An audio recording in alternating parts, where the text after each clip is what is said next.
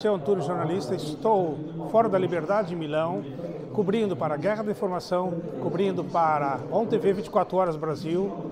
Aqui temos Alexandre Garcia, Alexandre Pitoli, Karina Michelin, temos senador Eduardo Girão, deputado Girão, tantos outros que estão todos aqui. Você assista e compartilhe e veja todos os vídeos na nossa canal Guerra da Informação, ONTV 24 Horas, José Antunes de Milão. 17 tem uma passagem muito interessante, a passagem da gratidão. Jesus foram apresentados a Jesus 10 samaritanos que tinham lepra, e Jesus curou todos eles, e somente um retornou para agradecer. E Jesus perguntou: e os outros onde estão? Então eu gostaria de começar passando para vocês a mensagem da gratidão. Com certeza todos que estaremos aqui vamos agradecer a vocês por estarem aqui. Cada um de vocês tem um papel fundamental na defesa do que a gente chama de pátria amada. Na verdade, nós não estamos defendendo somente o Brasil, nós estamos defendendo as nossas famílias, nós estamos defendendo os nossos amigos, enfim, nós estamos defendendo a todos, e isso não tem preço.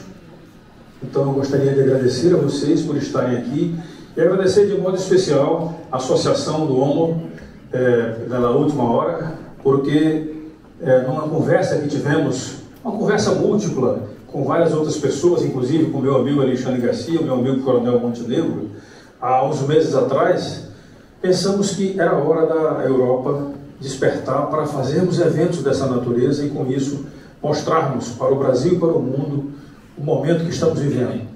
E esse momento não poderia ser mais especial. Por quê? Porque nós estamos vivendo o momento dos 80 anos do fim da Segunda Guerra Mundial. E o que foi o fim da Segunda Guerra Mundial? Por favor. Então vejam só, o que se destaca nesse momento é o papel de brasileiros, poucos, aproximadamente 25 mil brasileiros. A maioria deles entre idade de 18 até 23, 24 anos. 25 mil brasileiros saíram do seu país para lutar uma guerra distante, vejam só ali, ó, mais de 5 mil quilômetros. Lutar uma guerra distante num país que não conheciam, mas que sabíamos que existiam italianos que moravam no Brasil. Então nós tínhamos uma migração italiana e que tinha assim esse sangue italiano, esse sangue de defesa. Mas ao mesmo tempo o Brasil também tinha a migração japonesa, tinha a migração alemã. Imaginem só o conflito que foi essa saída das pessoas do nosso continente para o continente europeu, para lutarmos uma guerra que diziam não era nossa. Inclusive tivemos que viver com a descrença, mas daqui a pouco eu explico a descrença. Vejam esse mapa como é importante. O saliente nordestino, esse espaço da esquina do Brasil, vou afastar essa cadeira aqui.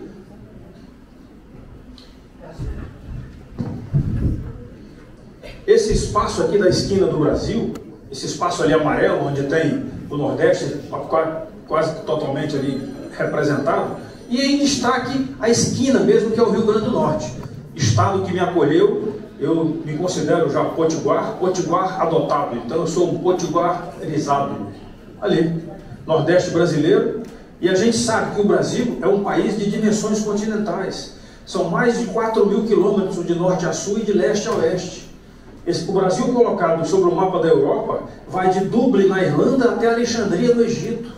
Vai de Portugal, de Lisboa, até Moscou. É um país continente, e os nossos soldados vieram para a Itália para a defesa da liberdade, da justiça, da democracia contra o autoritarismo. Esta foi a realidade da mobilização da nossa querida Força Expedicionária Brasileira, composta com a 1ª Divisão de Exército e também com os nossos aviadores do Sentapua, da Esquadrilha Sentapua. Essa decisão estratégica, ela era muito preocupante para todo o mundo, porque naquela oportunidade, em 1930, 35, até 1943, existia uma dúvida se o Brasil estaria do lado do eixo ou do lado dos aliados. Pode prosseguir. Porque nós sabíamos que existia uma guerra que estava acontecendo na Europa, na verdade, para nós, do lado de lá, né, para nós, do lado do continente americano, era a Segunda Guerra Mundial. Eu sei que os europeus consideram que a Primeira Guerra Mundial é chamada de Guerra Europeia, mas, na verdade, a Segunda Guerra Mundial tinha começado em 1939 e o Brasil estava até então sofrendo uma influência muito grande da Alemanha, principalmente porque material militar usado pelas Forças Armadas brasileiras era em sua maioria alemã. A Alemanha aceitou fornecer material militar para o Brasil, enquanto os Estados Unidos não tinham aceito. Essa é uma realidade que vivemos. Existia uma preocupação muito grande, mas, como o mundo é feito de pessoas, de mulheres, eu digo mulheres primeiro porque vocês são responsáveis pela procriação, com certeza absoluta. Um dia desse eu falei isso lá na Câmara dos Deputados e fui vaiado pelas feministas. Como é que pode um negócio desse? Deus, isso é um dom de Deus. Então as mulheres e os homens que se formaram, que se juntaram para fazer com que essa grande multidão criasse o mundo. E a preocupação do mundo era que o Brasil não fosse para o lado do eixo. Por quê? Porque o saliente nordestino tinha importância estratégica na guerra. Mas essa é a realidade de 1943. E aí o presidente americano, voltando de uma reunião em Marrocos, mandou um avião dele convidar carinhosamente, por favor, deixa eu mostrar aqui assim como é que é, fique em pé aqui, por favor. A equipe americana chegou lá no Rio de Janeiro e carinhosamente chamaram o Getúlio Vargas, carinhosamente, para ir a Natal, obrigado, cara, para ir a Natal participar de uma conferência do Potengi, grava essa data, 28 de janeiro de 43. Aconteceu a conferência do Potengi e neste momento carinhoso o americano resolveu oferecer material de guerra, pediu o espaço do saliente nordestino para que ele pudesse dali partir com manobras militares para a África e com isso permitir que fosse feito o que a gente chama de um duplo envolvimento, porque as forças aliadas, a partir de 44, fizeram o desembarque da Normandia e também a penetração pelo sul da Europa, pela bota italiana, com isso fazendo com que a Alemanha tivesse que defender de norte, defender de sul e também ao mesmo tempo defender de leste, porque os russos também já estavam indo na direção do enfrentamento alemão quando reconquistaram a Polônia.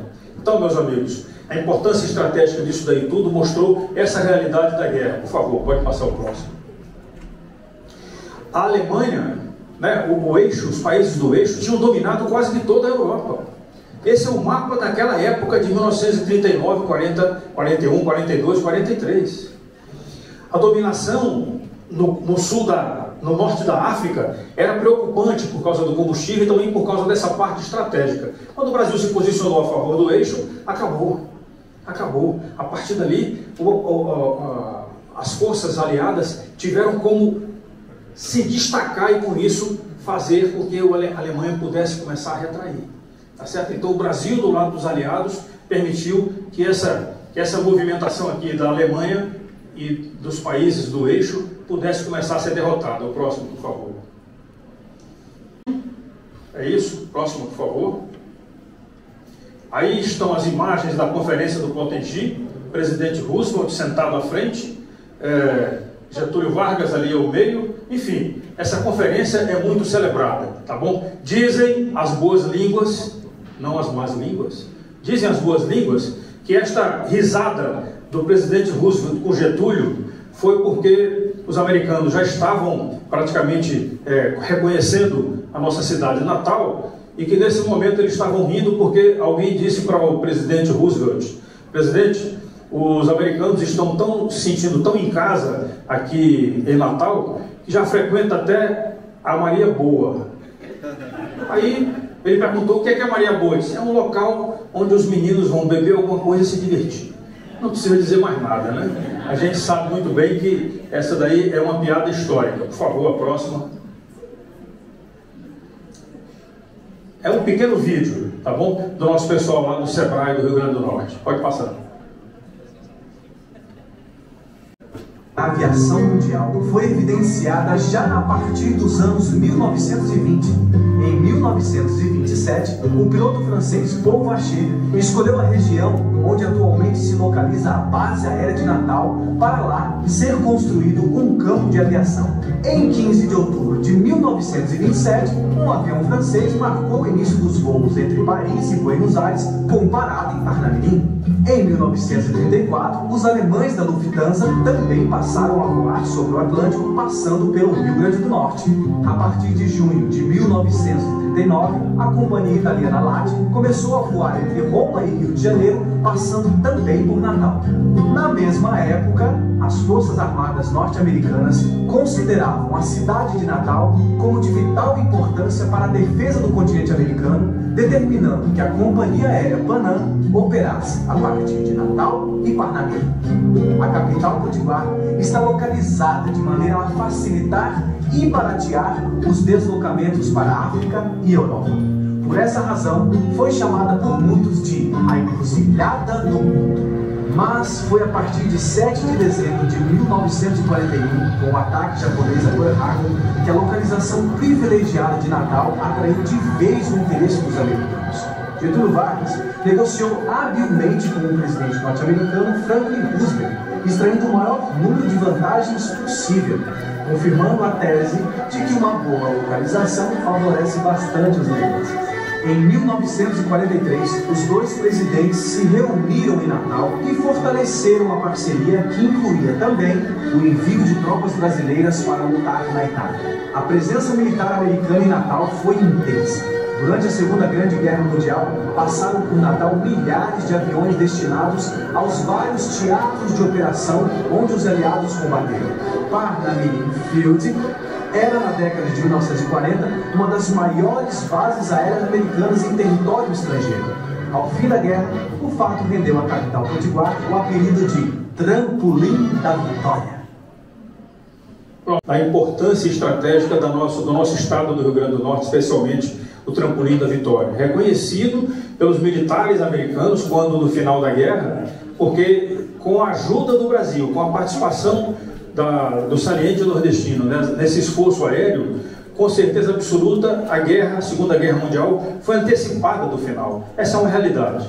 Muito bem, já estou terminando a minha apresentação para vocês aqui, essa conversa inicial, dizendo para vocês o seguinte, que quando da criação da Força Expedicionária Brasileira, pela falta de aparelhamento do nosso exército e da nossa Força Aérea, eles diziam que era mais fácil o Brasil, uma cobra fumar, do que o Brasil entrar na guerra. Vejam só a descrença que existia em relação aos brasileiros. É claro, reconhecidamente o nosso pessoal não tinha preparo para ações de montanha, para ações na neve, e também não tinha equipamento para isso. O equipamento que nós usamos na Segunda Guerra Mundial foi oferecido pelos americanos, porque o Brasil não tinha, muito menos tropa especializada em montanha. E nós fomos empregados. A primeira DE foi empregada junto com o 4º Exército Americano, fazendo o esforço de combate aqui na Itália. A tropa americana que participou das ações aqui era especializada em montanha, a nossa não era. Mas a nossa demonstrou, com a conquista de todas as elevações ali que caracterizaram os grandes combates de Monte Castelo, Montese, Fort Novo, caracterizaram sim que o brasileiro tinha uma garra, tinha uma fibra, tinha moral e tinha um jeitinho brasileiro. Não sei se vocês já ouviram falar sobre isso, mas o nosso soldado colocava no coturno, porque o maior problema da neve era exatamente as doenças dos pés, eles colocavam no coturno um saco plástico e um pedaço de jornal. Era o jeitinho brasileiro de acomodar para que eles não ficassem fora do combate por causa dos pés. Muito bem. Então dizia-se que era mais fácil uma cobra fumar do que o Brasil participar da guerra terrestre e da guerra aérea. Está aí. Esse foi o símbolo, a cobra fumou. Pode passar o seguinte. Fotografias e imagens dos nossos soldados embarcando para a Itália. Seguinte. E a gente precisa destacar sim, pode passar o seguinte, por favor. A gente precisa destacar sim aquelas batalhas aqui feitas, teatro de operações da Itália, sempre montanha, a próxima. E a gente precisa destacar que a FEB enfrentou a famosa linha gótica, que era a linha de defesa alemã mais importante aqui na Europa. Perdida a linha gótica, as forças do eixo realmente foram aqui conquistadas, foram derrotadas de maneira fragorosa com a prisão de uma divisão alemã inteira, que resolveu se render aos brasileiros porque sabiam que seriam bem tratados. Essa é a realidade do que aconteceu em Fornovo, após a conquista de Fornovo. Vamos lá? Seguinte. E a gente não pode esquecer disso. Pode esquecer o que aconteceu na Europa naquela época da Segunda Guerra Mundial. De maneira nenhuma. E vocês vão ver por que eu estou pedindo que a gente não esqueça dos campos de concentração. Porque os campos de concentração de Auschwitz, e nós moramos na Polônia, nós temos aqui um amigo nosso que continua morando na Polônia, que foi para lá depois que nós saímos de lá, o nosso amigo ali, o Chibeu, por favor, levante aí, Chibeu, por favor. Mora na Polônia. A Polônia hoje é uma outra realidade, muito obrigado. A Polônia hoje é uma outra realidade. A gente sabe muito bem que a Polônia hoje é um país amigo, um país associado junto com o Brasil. Temos muitas vinculações porque o Brasil é o segundo país do mundo de migração polonesa. O primeiro são os Estados Unidos, e o segundo o Brasil, e o terceiro o Canadá. Então a gente tem muito orgulho de termos acolhido poloneses no passado e que hoje fazem parte sim, da nossa sociedade de maneira muito honrosa. E não podemos esquecer isso daqui. Eu quero pedir a vocês, mais uma imagem, por favor. Não se esqueçam de que nós tivemos em 8 de janeiro, no dia 9 de janeiro, a ocorrência de locais que foram verdadeiros campos de concentração. Verdadeiros campos de concentração. Não se esqueçam disso. Deus, quando nos criou, nos deu o discernimento entre escolhermos entre o bem e o mal. E disse, crescei e multiplicai-vos. Isso é claro. E escolham o que vocês querem para vocês. Eu tenho a certeza de que cada um de nós aqui sabemos o que queremos para nós. O Brasil que está hoje, que alguns abrem a boca dizendo que é uma democracia, infelizmente não é um Estado democrático de direito. Por quê? Porque a Constituição tem sido desrespeitada. E nós não queremos que o Brasil de 26 seja e continue sendo isso daí. Nós queremos que o Brasil de 26 seja uma outra coisa. Pode passar o último. Essa é a realidade do Brasil hoje. Nós temos bandidos, me desculpem o termo, bandidos condenados a mais de 400 anos, soltos, tomando banho de piscina, bebendo e fazendo e festejando o que querem. Esses bandidos estão soltos. Enquanto patriotas, como vocês, que foram enquadrados em uma tentativa de golpe em 2023, estão sendo condenados, como a nossa cabeleireira Débora foi condenada há 2 dias atrás a 14 anos de prisão. Nós achávamos que a pressão que aconteceu em relação a Débora poderia mudar a cabeça, infelizmente, dos julgadores. E não aconteceu isso. Não aconteceu, e nós estamos lutando pelos brasileiros que estão presos, pelos brasileiros que estão soltos em liberdade, condicional, usando tornozeleira eletrônica, pelos brasileiros que estão exilados aqui na Europa, lá na América do Sul, Paraguai, Argentina. Nós estamos lutando por cada um de vocês, nós deputados e senadores, outros deputados, o senador Eduardo Girão, vamos falar também. Estamos lutando pela liberdade, pela democracia e pela justiça. Sabemos muito bem que a Europa está enfrentando um momento também de decisões, como por exemplo, agora próximo dia 18 de maio, portugueses irão decidir também o seu destino, e eu espero, com toda certeza, que o partido Chega, do nosso deputado José Dias aqui hoje, possa ser um partido que tenha maior votação e que possa levar os destinos de Portugal adiante.